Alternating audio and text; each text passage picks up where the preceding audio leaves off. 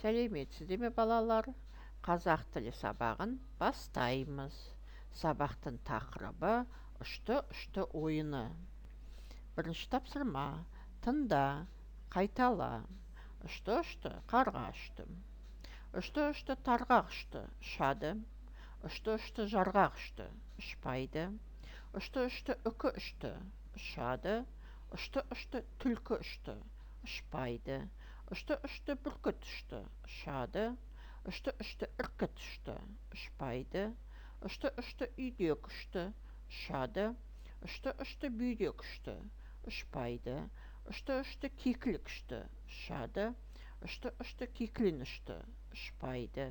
Ұшты-ұшты қызғыш ұшты, ұшады.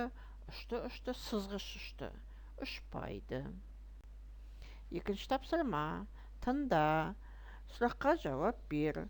Второе задание. Послушай, ответь на вопрос. Бұл не? Что это?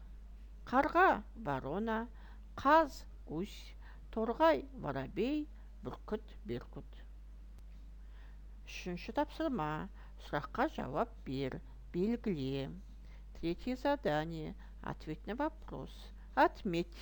Не ұшады, не ұшпайды. Что летает, что не летает. Төртінші тапсырма. Сұлбасы бойынша тап. Мынау не? Четвертое задание. Отметь по схеме. Что это? Бесінші тапсырма. Тыңда, қайтала.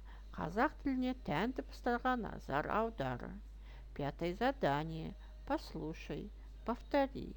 Обрати внимание на звуки казахского алфавита. Сабақ аяқталды. Сау болыңдар балалар. Урок окончен. До свидания, дети.